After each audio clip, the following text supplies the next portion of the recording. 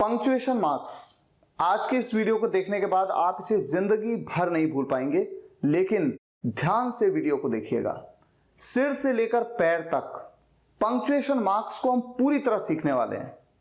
आप चाहे बिगिनर हो, चाहे आप कितने भी एडवांस लेवल पे हो, पंक्चुएशन मार्क्स एक इंपॉर्टेंट टॉपिक है आप सभी के लिए।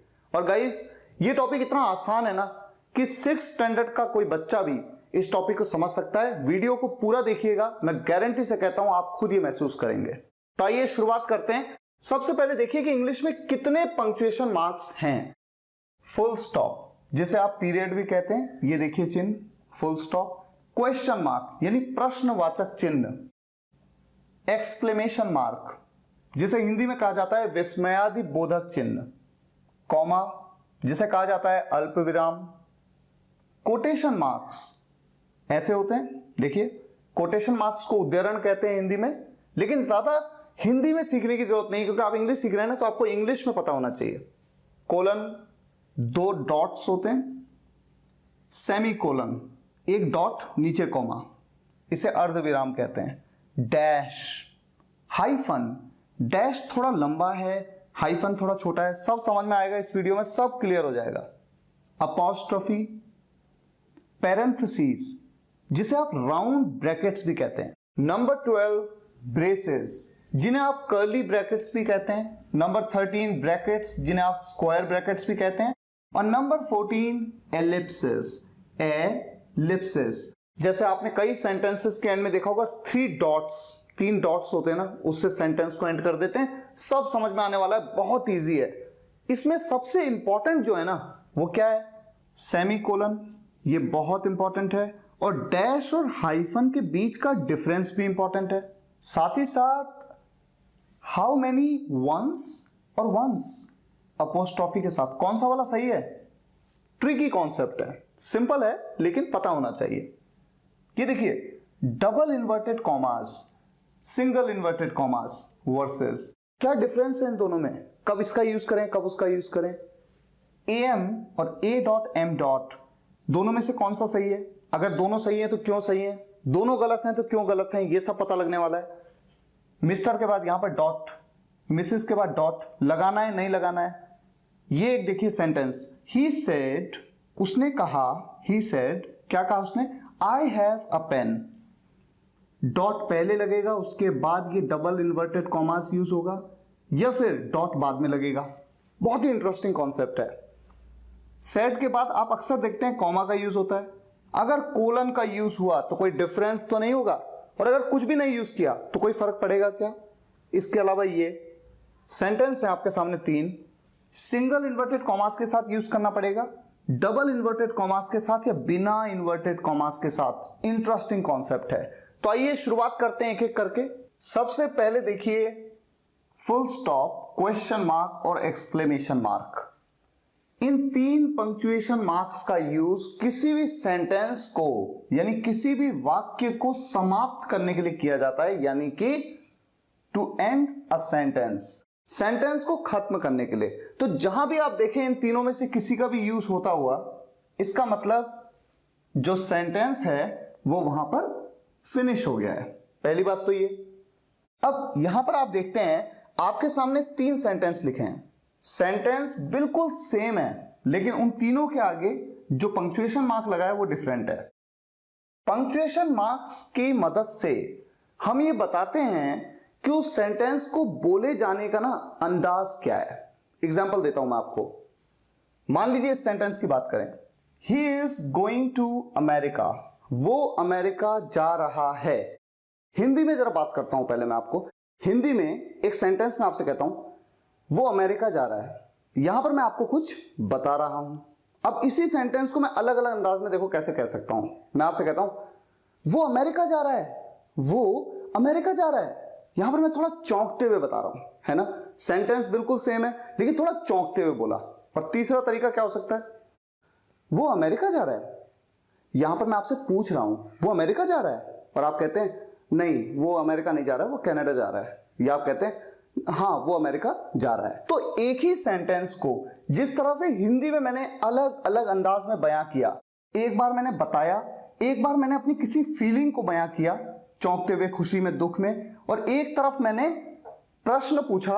उसी तरह से इंग्लिश में भी एक ही सेंटेंस के आगे जब अलग अलग पंक्चुएशन मार्क्स का यूज किया जाता है तो अलग अलग बातों को बयां किया जाता है। बोलते वक्त तो आप अपने इमोशंस को अपने टोन के थ्रू, जो आपकी टोन है बोलने की, उससे बदल सकते हैं, लेकिन लिखते वक्त पंक्चुएशन मार्क्स का यूज करके आप बताते हैं कि आप बता रहे हैं, आप चौंक रहे हैं, या आप कुछ पूछ रहे हैं। आइए अब हम शुरुआत करें फुल स्टॉप से। फुल स्टॉप, जिसे हम पीरियड भी कहते हैं, फुल स्टॉप का यूज जैसा मैंने आपको बताया किसी भी सेंटेंस के एंड में किया जाता है उस सेंटेंस को खत्म करने के लिए। उसी तरह से अब्रीविएशंस के साथ भी किया जाता है। अब्रीविएशंस क्या होते हैं? Short forms. जैसे बैचलर ऑफ आर्ट्स का शॉर्ट फॉर्म क्या है? B dot A dot dot, ये डॉट है ना। MA master of arts, MLA member of legislative assembly, विधायक, जो विधानसभा के मेंबर्स होते हैं ना उनको MLA कहते हैं। MBA master of business administration. आप ये नोट करेंगे कि जितने भी अब्रीविएशंस होते हैं, ये अब्रीविएशंस जो होते हैं ना अक्सर कैपिटल लेटर्स में, अपर केस में लिखे जाते हैं, लेकिन इंग्लिश में कुछ ऐसे अब्रीविएशंस भी होते हैं जो हमेशा लोअर केस में लिखे जाते हैं। देखिए लोअर केस में लिखे हुए, लोअर केस में। मॉडर्न इंग्लिश में ये जो डॉट्स है ना, अब इन डॉट्स का यूज नहीं किया जाता। बी डॉट ए डॉट के बजाय अक्सर आप ये देखते हैं, अब BA, MA, ऐसा कम और ऐसा ज्यादा देखते हैं। दोनों में से कोई भी आप यूज कर सकते हैं, कोई प्रॉब्लम नहीं है। जैसे MLA, MBA, MLA, MBA, AM, PM, AM, PM। लेकिन ये इंपॉर्टेंट है जानना कि ये जो एब्रीविएशंस है ना, इनको कभी भी बिना डॉट्स के यूज नहीं किया जाता है। तो पहली बात तो ये कि ये हमेशा लोअर केस में होंगे, और दूसरी बात ये कि हमेशा डॉट्स के साथ ही यूज होंगे। अब ये जो तीनों हैं, और इनफैक्ट ये जो पांचों हैं ना, ये पांचों के पांचों लैटिन वर्ड्स हैं। ये लैटिन वर्ड्स के ही एब्रीविएशंस हैं। पहला तो ये मतलब क्या है? E dot G dot, exempli gratia, एग्जाम्पली gratia, जिसका मतलब होता है फॉर एग्जाम्पल।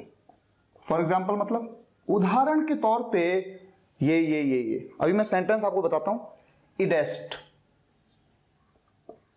इसका मतलब होता है दैट इज हिंदी में अगर मैं कहूं तो कुछ इस तरह से, जो कि हैं।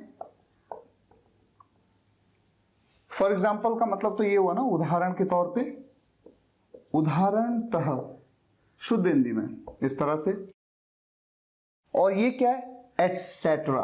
देखिए एटसेट्रा, एटसेट्रा का मतलब होता है आदि या इत्यादि हिंदी में,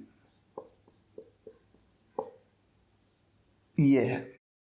तो E dot G dot exempli gratia, for example I dot E dot id est, that is, जिसका मतलब है जो कि है ये एटसेट्रा, आदि या इत्यादि, जिसे हम, अगर मैं कहूं कि ये इंग्लिश में क्या कहते हैं? And so on. Anti meridiem, anti meridiem AM, post meridiem. Anti meridiem जो लैटिन वर्ड्स है ना, इसका मतलब क्या है? ये आपकी नॉलेज के लिए, बिफोर नून या बिफोर मिड डे, दोपहर के 12 बजे से पहले का समय AM होता है। पोस्ट मेरिडियम, आफ्टर नून, नून की जगह पे मैं मिड डे भी कह सकता हूं।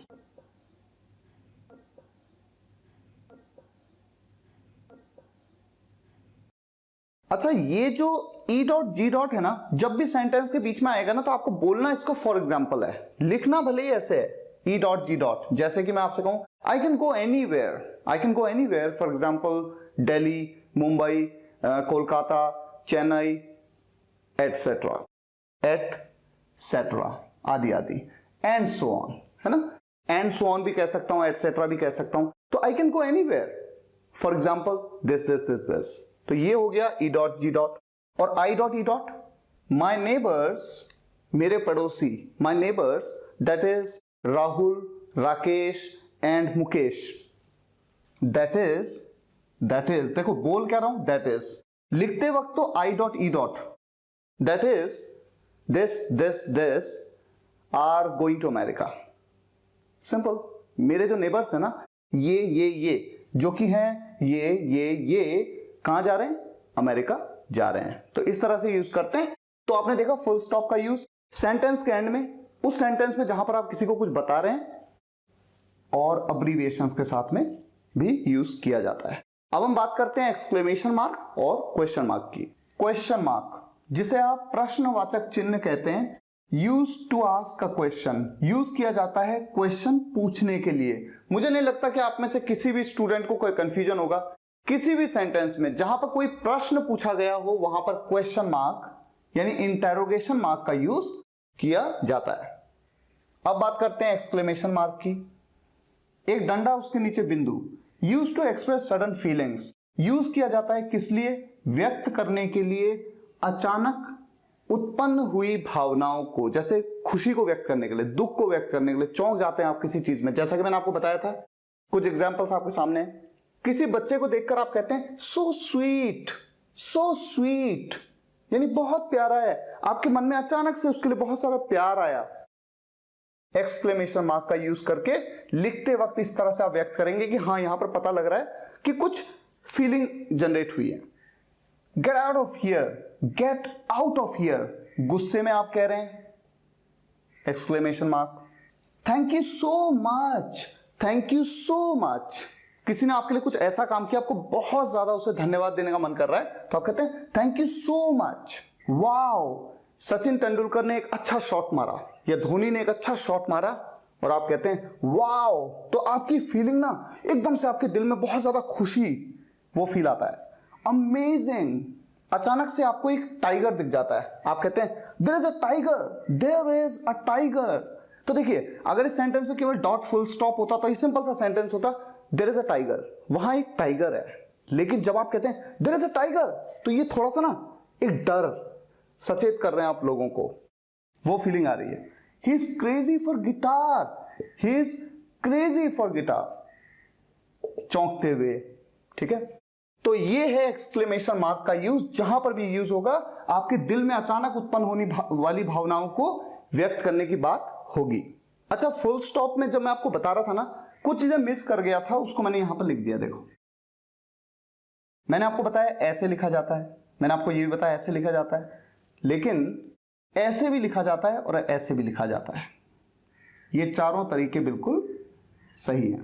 पीएम को ऐसे भी लिखा जाता है, ऐसे भी लिखा जाता है, ऐसे भी और ऐसे भी। लेकिन एमबीए को ऐसे तो लिखा जाता है, ऐसे भी लिखा जाता है, जैसा मैंने पिछली स्लाइड में आपको बताया, लेकिन कभी भी ऐसे नहीं लिखा जाएगा और ऐसे नहीं लिखा जाएगा। सॉरी, ये है एमबीए, ऐसे नहीं लिखा जाएगा, ऐसे भी नहीं लिखा जाएगा। हमेशा आप उसे कैपिटल लेटर्स में ही लिखिएगा। मिस्टर को दोनों तरीके से लिखा जा सकता है, दोनों तरीके से लिखा जा सकता है, हालांकि इस तरीके को प्रेफर किया जाता है। कॉमा का use to give a short pause, देने के लिए एक छोटा सा पॉज, यानी हल्का सा रुकने के लिए। जब आप सेंटेंस में रुकते हैं, जैसे अरमान डू वन थिंग, अरमान एक काम करो, अरमान बोल के आप थोड़ा सा रुक जाते हैं ना, फिर आगे की बात कहते हैं। अरमान डू वन थिंग, एक काम करो। अयांश कम हियर, यहां आओ। I have a pen, a pencil and a mobile. अब देखिए, जब आप बोलते भी है ना, तो आप थोड़ा सा रुकते हैं। मेरे पास एक पेन है, थोड़ा रुके ना आप, हल्का सा जो आपने पॉज दिया ना, उसके लिए आप लिखते वक्त कॉमा का यूज करते हैं। एक पेंसिल और एक मोबाइल, तो मेरे पास एक पेन है, एक पेंसिल और एक मोबाइल। एक इंपॉर्टेंट बात मैं आपको यहां पर बताना चाहूंगा, आपने कई बार देखा होगा कि एंड से पहले भी कॉमा का यूज किया जाता है, और ये गलत नहीं है। आप चाहे तो करें, ना चाहें तो ना करें, कोई बात नहीं। बाय द वे, आपकी नॉलेज के लिए बता दूं, इस कॉमा को कहते हैं ऑक्सफोर्ड कॉमा या फिर हार्वर्ड कॉमा। ठीक है, ये सिर्फ आपकी नॉलेज के लिए। आप यूज कर भी सकते हैं, नहीं भी कर सकते हैं, आपकी चॉइस है।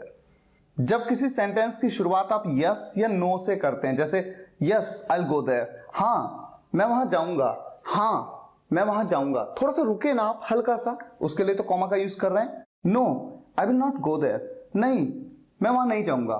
No this is not mine, ये मेरा नहीं है। No you are not my friend. तो यस या नो से जब भी शुरुआत करेंगे कॉमा का यूज जरूर करिएगा।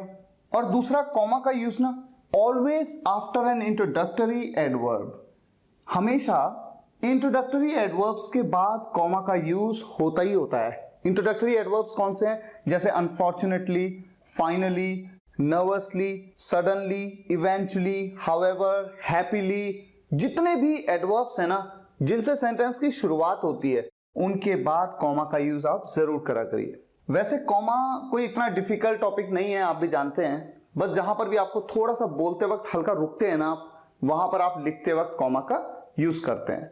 अब आगे मूव करते हैं अगले पंक्चुएशन मार्क पे।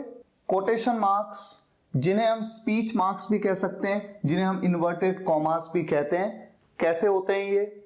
या तो ऐसे होते हैं या फिर ऐसे, जो डबल होते हैं ना, दो दो बार, शुरुआत में भी दो बार, एंडिंग में भी दो बार, इन्हें कहा जाता है डबल इन्वर्टेड कॉमास। शुरुआत में एक बार, एंडिंग में भी एक बार, सिंगल इन्वर्टेड कॉमास। बहुत ही सिंपल है, बनाने का तरीका याद रखिए। जो शुरुआत में यूज होता है ना, वो कैसे बनाया जाता है? ऊपर से ऐसे और नीचे गोल, ऊपर से ऐसे नीचे गोल। और जब एंडिंग में होता है ना, ऊपर गोल नीचे, ऊपर गोल नीचे। लेकिन इसका एक और तरीका है, आप इतनी मेहनत अगर ना करना चाहे ना, तो ऐसा गोल गोल बनाने की जरूरत नहीं है, आप सिंपली ऐसे बना सकते हैं। शुरुआत में ऐसे कर दीजिए, एंडिंग में ऐसा। मैं तो खुद ही ऐसा करता रहता हूं। अच्छा, दूसरा, सिंगल इन्वर्टेड कॉमास की जब बात करें तो एक एक बार बनाना है, सेम वही चीज, ऊपर से नीचे गोल, ऊपर गोल से नीचे, या फिर या तो ऐसे ऐसे, और या फिर सिंपल सिंगल, बस। ठीक है, चलिए अब सेंटेंसेस देखते हैं। ही सेड, उसने कहा, ये डायरेक्ट स्पीच का एक सेंटेंस है, डायरेक्ट नरेशन का। जिनको नहीं पता उनको सोचने की जरूरत ही नहीं है। सिंपली ये सोचिए कि कोटेशन मार्क्स ना किसी के द्वारा कही गई बात को एग्जैक्ट उसके वर्ड्स को बयां करने के लिए किए जाते हैं। उसने कहा, उसने जो कहा उसके एग्जैक्ट वर्ड्स थे, I am your best friend. इस बात को बयां करने के लिए कोटेशन मार्क्स का यूज किया गया। इस सेंटेंस में ही सेड के बाद ये जो कॉमा है ना, आप चाहे तो कॉमा का यूज करें, आप चाहें तो यहां पर कोलन का यूज करें। कोलन के बारे में थोड़ी देर में बताऊंगा मैं आपको, कोई दिक्कत नहीं है।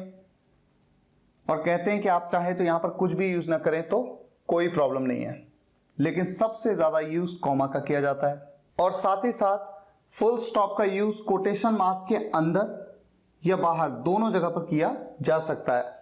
कहते हैं कि अंदर अमेरिकन करते हैं, यानी यूएस में, और यूके में बाहर किया जाता है। वैसे सबसे ज्यादा प्रेफर्ड क्या होता है? ये वाला, अंदर फुल स्टॉप और उसके बाद डबल इन्वर्टेड कॉमा। अब इस सेंटेंस को देखिए, I is my favourite letter.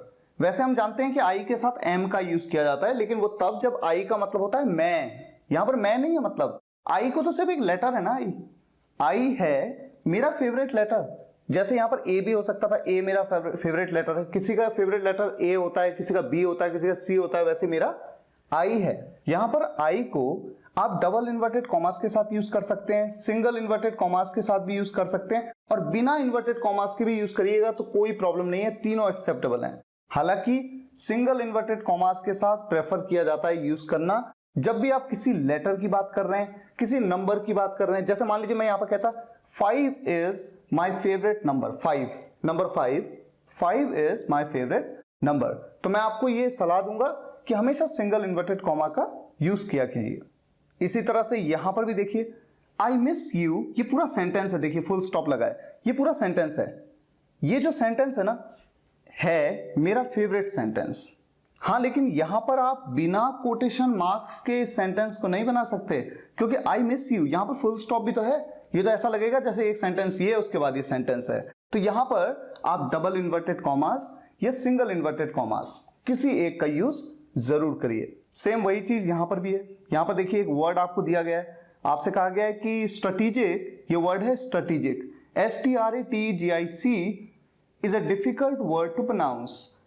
ये जो है ना, ये एक डिफिकल्ट वर्ड है प्रोनाउंस करने में। वैसे मैं आपको बता दूं इसकी प्रोनाउंसिएशन होती है स्ट्रेटेजिक, स्ट्रेटेजिक, स्ट्रेटेजिक। मैंने एक वीडियो में भी इस बात को कवर किया था, अगर आपको नहीं पता तो स्ट्रेटेजिक, स्ट्रेटेजिक। कई बार बच्चे इसको स्ट्रेटेजिक कहते हैं, ये गलत है, स्ट्रेटेजिक। अब जरा इस सेंटेंस के बजाय पहले इस सेंटेंस पे आ जाइए। यहां पर मैं क्या बता रहा हूं, देखिए आपको, आई हैव टू गो, ये पूरा सेंटेंस, एंड और आई गॉट टू गो, ये पूरा sentence have the same meaning. इन दोनों सेंटेंसेस का ना मतलब बिल्कुल सेम होता है। वाकई में ये एक फैक्ट भी है। आई हैव टू गो मतलब मुझे जाना है, आई गॉट टू गो मतलब भी मुझे जाना है। तो यहां पर मैंने ये बताया कि दो सेंटेंसेस के एक ही मतलब है। तो जो दो अलग अलग सेंटेंसेस मैंने आपको दिए ना, दोनों को कोटेशन मार्क्स के अंदर आप रखना चाहिए आपको, और डबल या सिंगल दोनों में से किसी का भी यूज आप कर सकते हैं। अब बात करते हैं इस सेंटेंस की। ही आस्क्ड मी, उसने मुझसे पूछा। क्या पूछा देखते हैं। Can you pronounce the word ALBEIT, यहां पर क्वेश्चन मार्क आएगा। उसने मुझसे पूछा क्या आप प्रोनाउंस कर सकते हो, क्या आप उच्चारण कर सकते हो इस वर्ड का ALBEIT। यहां पर देखिए एक खासियत है, कोटेशन मार्क्स के अंदर उसके द्वारा कही गई बात को कहा है, और जो उसके द्वारा कही गई बात है उसके अंदर भी एक और कोटेशन मार्क है ना, इंटरेस्टिंग। तो याद रहे सिंगल इन्वर्टेड कॉमास का ही यूज किया जाता है जब कोट के अंदर, यानी कोटेशन के अंदर भी एक और कोट हो। ठीक है, तो इस बात को मैं यहां पर नोट कर लेता हूं।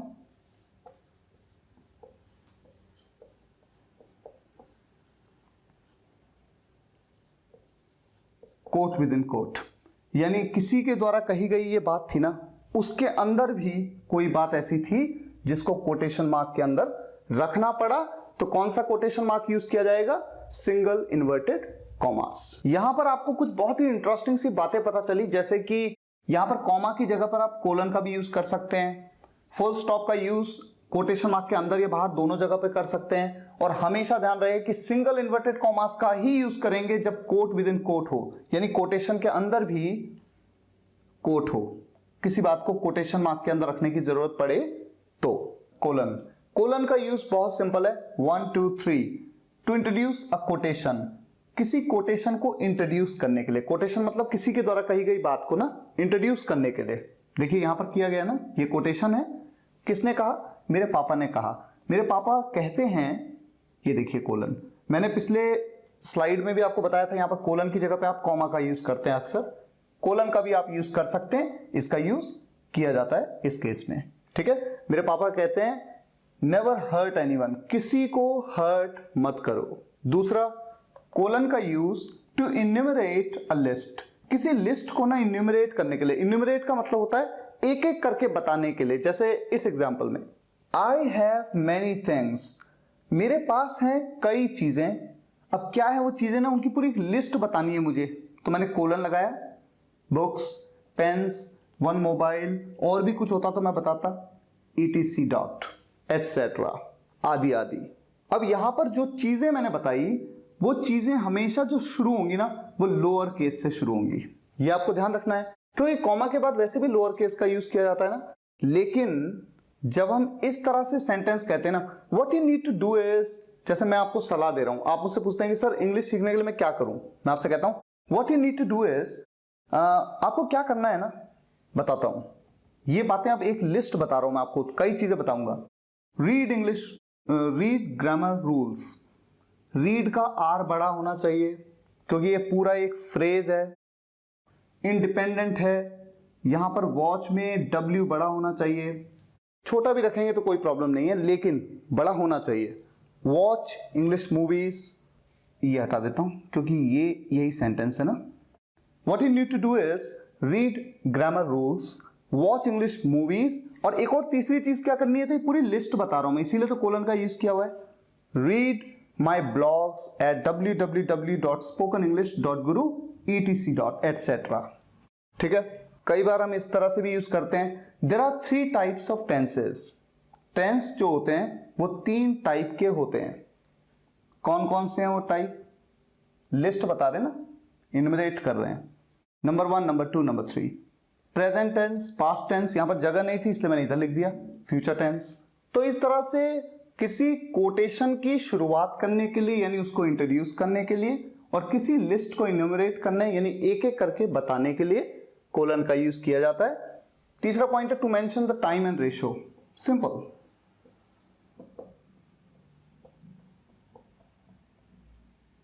2:15 जब आप टाइम मेंशन करते हैं तो कोलन का यूज करते हैं ना, या फिर जब आप रेशो का यूज करते हैं 3:2, 2:5, तो टाइम या रेशो को बताने के लिए कोलन का यूज किया जाता है। अपोस्ट्रोफी, इसका यूज, अपोस्ट्रोफी का यूज पोजेशन, कॉन्ट्रैक्शन और अदर केसेस, तो मेजरली पोजेशन और कॉन्ट्रैक्शन के लिए किया जाता है। इसके अलावा भी कुछ केसेस हैं, मैं आपको एक एक करके बताता हूं। सिंपल है।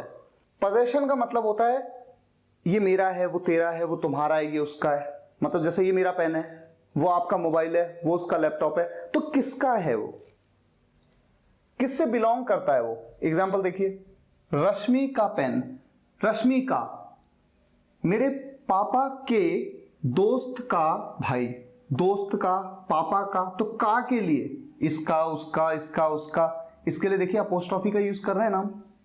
बॉयज शर्ट, लड़के की कमीज, किसी एक लड़के की बात हो रही है, लड़के की कमीज। और जब हम कहते हैं लड़कों का हॉस्टल, तो देखिए यहां पर कई सारे लड़कों का है वो हॉस्टल, केवल एक पर्टिकुलर लड़के का नहीं है, कई सारों का है। तो ये प्लूरल वर्ड है अपने आप में, जिसकी एंडिंग एस से हो रही है। तो जब एस से होती है ना, तो उसके बाद अपोस्ट्रोफी के बाद अगला वाला जो एस होता है ना, उसे हटा दिया जाता है। इसीलिए तो हम कहते हैं लेडीज कंपार्टमेंट, लेडीज के बाद अपोस्ट्रोफी। इसका जो एस होता है ना बाद में, उसको नहीं यूज किया जाता है। लेडीज कंपार्टमेंट ऐसे ही होता है ना। तो आपके सामने अगर कोई भी ऐसा वर्ड आए जिसके एंड में एस हो, यानी वो अपने आप में प्लूरल हो, ऐसे केस में आप अपोस्ट्रोफी एस नहीं लगाते, अपोस्ट्रोफी एस नहीं लगाते, बल्कि केवल अपोस्ट्रोफी का यूज करते हैं, केवल अपोस्ट्रोफी। ठीक है। लेकिन ऐसे केस में जहां पर हम कह रहे हैं विकास का मोबाइल, अब विकास ये किसी व्यक्ति का नाम है, उसके नाम का जो लास्ट लेटर है वो एस है। ऐसे में हम क्या करें, अपोस्ट्रोफी के बाद में एस लगाएं या ना लगाएं, तो ये आपकी चॉइस है। आप लगाना चाहें तो लगाएं, ना लगाना चाहें तो ना लगाएं। लेकिन यहां पर आपके पास चॉइस नहीं होती है, क्योंकि ऐसा कोई भी वर्ड जिसके एंडिंग में एस है ना, उसके बाद अपोस्ट्रोफी वाला एस नहीं लगेगा। लेकिन किसी व्यक्ति का नाम हो, उसके बाद आप लगा भी सकते हैं, ना लगाना चाहें तो ना लगाएं। मैंने फिलहाल यहां पर लगा दिया। अब देखिए कॉन्ट्रैक्शन। कॉन्ट्रैक्शन जिसे हिंदी में संकुचन कहा जाता है, 2 या 2 से ज्यादा वर्ड्स को मिला करके ना शॉर्ट कर देते हैं। आई हैव का कॉन्ट्रैक्शन आईव, यू आर का contraction you're, I would have का contraction I'd have, am not का कॉन्ट्रैक्शन एंट, शैल नॉट का कॉन्ट्रैक्शन शॉन्ट। इस तरह के कई कॉन्ट्रैक्शंस हैं जिनके बारे में कॉन्ट्रैक्शंस के एक वीडियो लेक्चर में मैंने आपको बताया है। उस वीडियो का लिंक इस वीडियो के डिस्क्रिप्शन में आप उसे देख सकते हैं। तीसरा, इन 2 मेन केसेस के अलावा कुछ केसेस होते हैं, अदर केसेस। क्या है वो केस? ये अभी आपको ये सोचना है कि वन अपोस्ट्रोफी एस कहा जाता है या वंस इस तरह से कहा जाता है। देखिए एग्जांपल्स हैं, how many ones are there in 11291231। एक नंबर आपको दे दिया और आपसे पूछा कि इस नंबर में ना कितने वन हैं। How many ones are there in this number, कितने वन हैं इस नंबर में, तो आप कहोगे 1 2 3 4 5, 5 वंस है ना। कभी भी बिना अपोस्ट्रोफी के यूज नहीं किया जाता। ऐसे नहीं कहेंगे आप। कैसे कहेंगे? ऐसे कहेंगे, how many ones are there in that number. ठीक इसी तरह से how many Ms are there in tomorrow, tomorrow में कितने एम है? सिंगल, 1। तो ऐसे कहते हैं, बल्कि ऐसे नहीं कहते हैं। और वैसे भी जरा सोचिए कि अगर आप ऐसे कह दें तो कितना और लगेगा। How many M S, how many MS are there in tomorrow, बड़ा कंफ्यूजिंग है, समझना मुश्किल हो जाएगा। और इसी तरह से इस बात को कैसे कह सकते हैं, मैंने कहा ना आपको, ऐसे नहीं कहेंगे, ऐसे नहीं कहेंगे, उसी तरह से ऐसे भी नहीं कहेंगे। मैं आपसे पूछता हूं, मान लीजिए आपने एक पूरा पैराग्राफ बोला, मैं आपसे पूछता हूं हाउ मेनी दस did you speak in your last paragraph, आपने अपने आखिरी पैराग्राफ में कितनी बार द बोला, यानी कितने द आपने यूज किए। सिंपल। तो हमेशा अपोस्ट्रोफी एस का यूज करते हैं इन अदर केसेस में। मुझे उम्मीद आपको समझ में आ रहा है। मूव करते हैं हमारे अगले पंक्चुएशन मार्क पे। डैश और हाइफन दोनों के दोनों दिखने में एक जैसे होते हैं, लेकिन डैश थोड़ा लंबा होता है और हाइफन थोड़ा छोटा होता है। एक तो ये मेजर डिफरेंस है, पहली बात। दूसरी बात, जब डैश का यूज किया जाता है तो उसके इधर और इधर दोनों तरफ स्पेस होता है, बोथ साइड स्पेस, मतलब स्पेस छोड़ा जाता है, अभी मैं आपको बता रहा हूं। लेकिन हाइफन के केस में दोनों साइड में कोई भी स्पेस नहीं छोड़ा जाता। अब डैश की बात करते हैं। पहले डैश का यूज दो जगहों पे किया जाता है, रेंज ऑफ नंबर्स, डेट्स और टाइम। डेट, नंबर और टाइम की ना रेंज बताने के लिए, जैसे यहां पर बताई गई है, ये देखिए नंबर्स की देखिए रेंज है ना, डेट्स की देखिए रेंज है 25 टू 27 ऑफ जुलाई, और टाइम की रेंज है 10 AM टू 6 PM। ध्यान रहे, डैश का यूज आपने जब किया, दोनों साइड में आपका स्पेस आप बनाएंगे, यानी जब आप टाइप करेंगे ना, या आप लिखेंगे अपनी नोटबुक में लिखेंगे या टाइप करेंगे कंप्यूटर में, तो 1998 लिखा, उसके बाद स्पेस देंगे, उसके बाद डैश, उसके बाद स्पेस, उसके बाद 2002। तो हमेशा दोनों साइड में स्पेस आपको छोड़ना पड़ेगा। एक तो ये इंपॉर्टेंट है।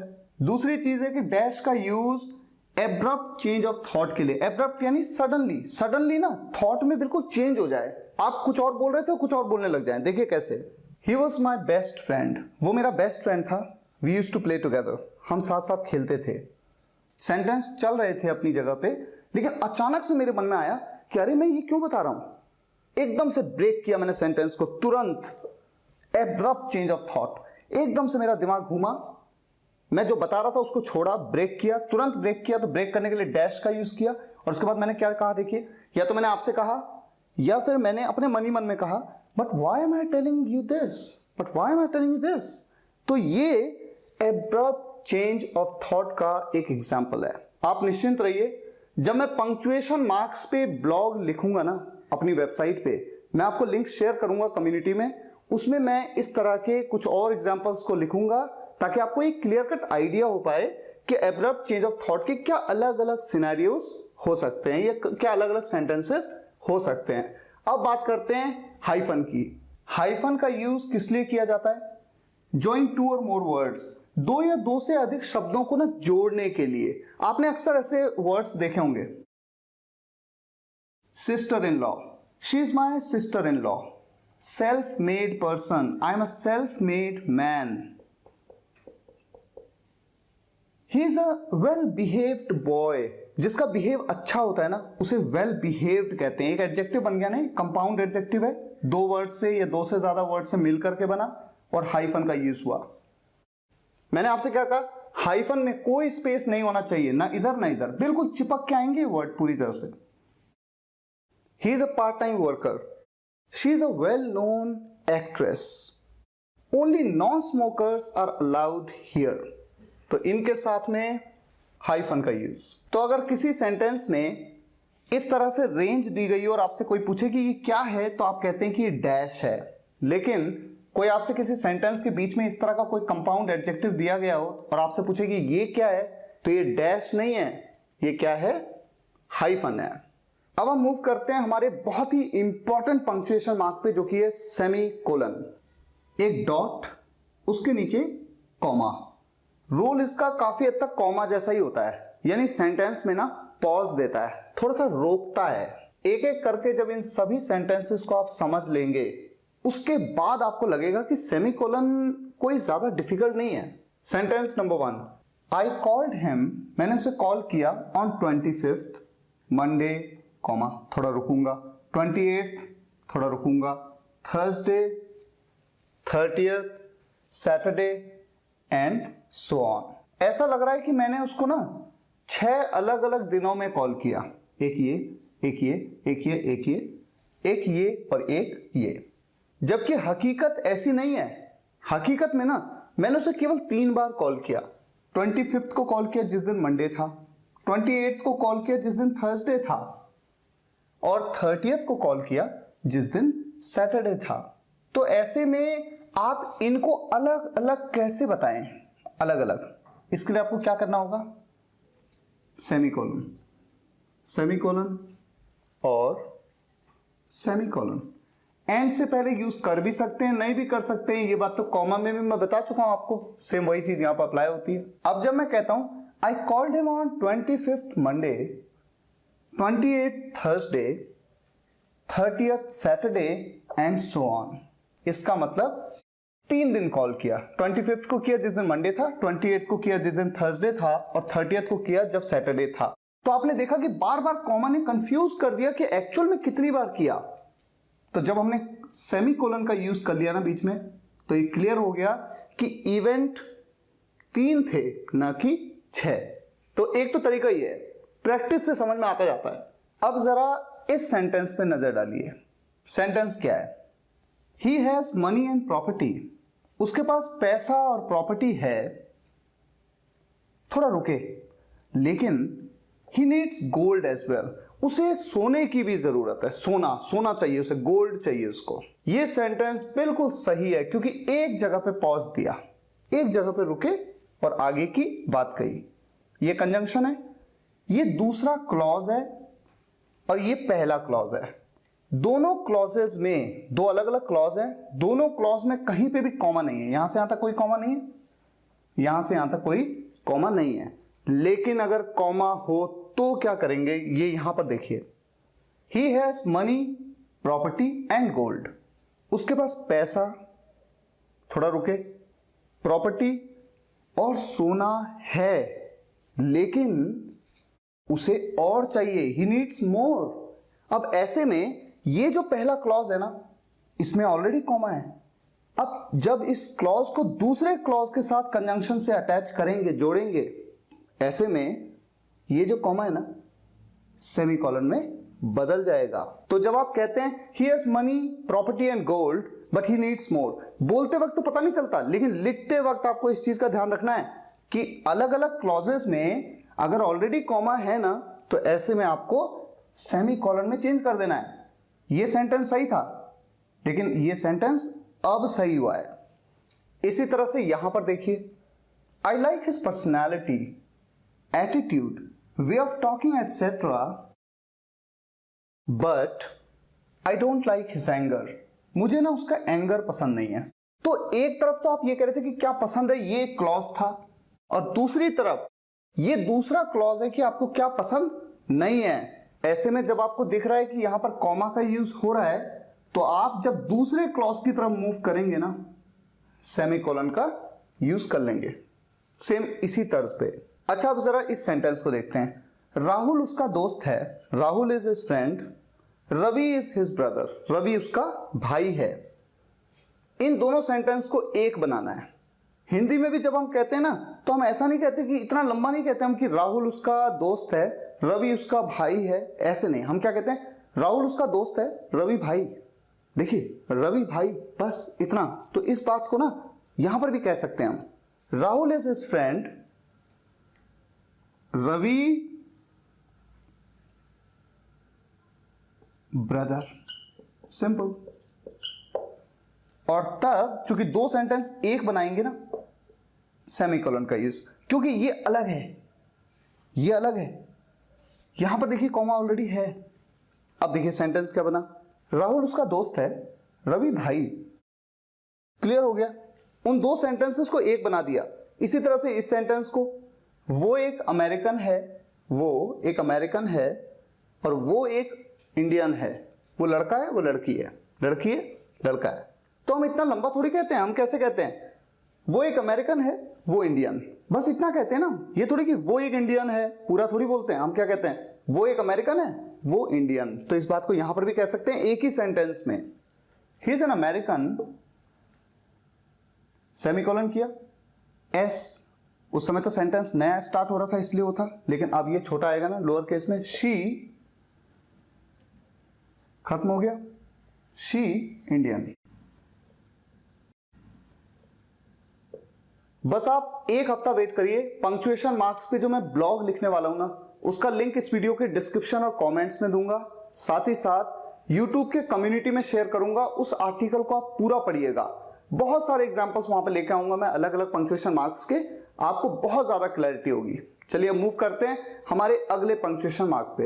हिंदी में हम इसे छोटा ब्रैकेट, इसे मंझला ब्रैकेट और इसे बड़ा ब्रैकेट कहते हैं, है ना। लेकिन इंग्लिश में, यूएस इंग्लिश में, अमेरिकन इंग्लिश में, यूएस इंग्लिश में इसे पैरेंथेसिस, पैरेंथेसिस, ब्रेसेस और ब्रैकेट्स कहते हैं। जबकि यूके इंग्लिश में, ये जो तीनों है ना, ये यूके इंग्लिश में इसे राउंड ब्रैकेट्स, इसे थोड़ा कर्ली सा है तो कर्ली ब्रैकेट्स, और ये स्क्वायर सा है, स्क्वायर ब्रैकेट्स। ठीक है, सिंपल। और Ellipsis, Ellipsis, Ellipsis, Ellipsis, Ellipsis या तो 3 डॉट्स या 4 डॉट्स, 1 2 3 1 2 3 4। यूज कहां होता है अभी बताता हूं। ये जो तीनों ब्रैकेट्स हैं, ये तो हम जानते हैं कि मैथमेटिक्स में इनका यूज किया जाता है या कंप्यूटर प्रोग्रामिंग में इनका यूज किया जाता है। लेकिन इसके अलावा पैरेंथेसिस, जिसे आप राउंड ब्रैकेट्स कहते हैं ना, इसका यूज इस तरह से भी होता है कुछ एडिशनल इंफॉर्मेशन देने के लिए। He scored lower than the cut of. देखिए, अगर ये नहीं होता तो बात फिर भी क्लियर थी। उसने स्कोर किया लोअर, कम स्कोर किया than the cut off. Cut off से ना कम स्कोर किया। कट ऑफ था 95% का, उसने स्कोर किया केवल 85%, इसका मतलब कम किया। अगर मैं ये भी ना बताता और ये भी ना बताता तो भी ये सेंटेंस अपनी जगह पे कंप्लीट था, लेकिन फिर भी इसने कुछ एडिशनल इंफॉर्मेशन दे दी, आपको एक क्लियर आइडिया दे दिया। कट ऑफ था 95% का, उससे कम आए उसके 85%। अब जैसे यहां पर है, Ravindra Kumar was a famous actor. इतना सेंटेंस काफी था, लेकिन उसके बारे में थोड़ा सा एडिशनल इंफॉर्मेशन दे दी। 1950 टू 2019, 1950 में उनका जन्म हुआ, 2019 में वो इस दुनिया से चले गए। ऐसा ही तो है ना इसका मतलब, Ravindra Kumar was a famous actor. तो पैरेंथेसिस या राउंड ब्रैकेट्स का यूज करके ना आप एडिशनल इंफॉर्मेशन दे देते हैं, थोड़ा अतिरिक्त इंफॉर्मेशन, इस तरह से इसका यूज किया जाता है। अब यहां पर आपने देखा कि मैंने इसके आगे ब्रैकेट लिख करके लिख दिया, तो एडिशनल इंफॉर्मेशन ही तो दे दी ना आपको कि हिंदी में देखिए इस तरह से इसका उच्चारण होगा। अभी तो मैंने सिर्फ वर्ड बताया था, अब उसका उच्चारण भी आपको बता दिया। अब यहां पर please provide your valuable suggestion in comments. कृपया दीजिए आपके वैल्यूएबल, अनमोल सुझाव कमेंट्स में। अब सुझाव एक भी आप दे सकते हैं, एक से ज्यादा भी दे सकते हैं, इसलिए ब्रैकेट में एस लिख दिया। इसका मतलब या तो एक सजेशन दे दीजिए, या एक से ज्यादा देना चाहें तो एक से ज्यादा भी आप दे सकते हैं सजेशंस। तो इस अतिरिक्त इंफॉर्मेशन के लिए कि आप एक से ज्यादा दे सकते हैं, आपने ब्रैकेट का यूज किया। जनरली ब्रेसेस या ब्रैकेट्स, इन दोनों का यूज इस तरह से नहीं किया जाता। करना चाहें, कई बार लोग करते भी हैं तो कोई प्रॉब्लम नहीं है, पर किया नहीं जाता। ठीक है, जहां तक बात एलिप्सिस की है, एलिप्सिस का यूज देखिए किस तरह के सेंटेंस में हो रहा है। से 1 2 3 dot dot dot up to 100। कहो 1 2 3 डॉट डॉट डॉट 100 तक, यानी 100 तक ना 1 2 3 4 5 6 ऐसा बोलो। हम कई बार किसी छोटे बच्चे को ऐसे ही तो बोलते हैं ना, तो जरूरी तो नहीं है ना कि हम 4 5 6 7 8 सब लिखते चले जाएं। अंडरस्टूड है कि भाई 3 के बाद 4 5 6 7 8 100 तक बोलना है, तो इसलिए लिखते वक्त आप डॉट डॉट डॉट लिख देते हैं, और बोलते वक्त भी आप सिर्फ इतना ही कहते हैं, से 1 2 3 4 5 6 अप टू 100। अब ये सेंटेंस देखिए, ही हैड अ मोबाइल, उसके पास एक मोबाइल था, एक कैलकुलेटर था, एक पेन था और बहुत सारी चीजें थी, तो dot dot dot dot. Understood है कि इसके बाद कई सारी चीजें थी, लेकिन बताने की जरूरत नहीं है क्योंकि ये इंपॉर्टेंट नहीं है। मान लीजिए ये इन्फॉर्मेशन इंपॉर्टेंट नहीं है, इसलिए मैं ज्यादा इस पे जोर नहीं दे रहा हूं। मैं सिर्फ आपको वही बताना चाहता हूं जो इंपॉर्टेंट है, ये उतना इंपॉर्टेंट नहीं है। तो कुल मिलाकर जो इंफॉर्मेशन ज्यादा रेलेवेंट नहीं है, ज्यादा इंपॉर्टेंट नहीं है, उस इंफॉर्मेशन को आप सिर्फ डॉट डॉट डॉट 3 या 4 बार डॉट डॉट डॉट लिख करके आगे फिनिश कर देते हो। तो ये होता है एलिप्सिस। सारा खेल एक्सपीरियंस का है। राइटिंग करते जाइए करते जाइए करते जाइए, पंक्चुएशन मार्क्स आपको क्लियर होते जाएंगे। वीडियो थोड़ा सा लंबा था, मुझे बनाने में समय लगा, आपको देखने में समय लगा, लेकिन अगर आपको इस वीडियो से कुछ भी सीखने को मिला है तो वीडियो को लाइक जरूर करिएगा, शेयर जरूर करिएगा अपने सभी फ्रेंड्स के साथ। देश के छोटे से छोटे गांव के स्टूडेंट्स तक इन वीडियोस को मैं पहुंचाना है, और कमेंट्स में जरूर बताइएगा कि कैसा लगा। Thank you so much for watching this video guys. See you in the next video lecture. Take care and goodbye. अगर आप सभी वीडियोस एक के बाद एक देखना चाहते हैं तो स्पोकन इंग्लिश गुरु कंप्लीट कोर्स किट घर बैठे मंगवा सकते हैं। लिंक इस वीडियो के डिस्क्रिप्शन में है।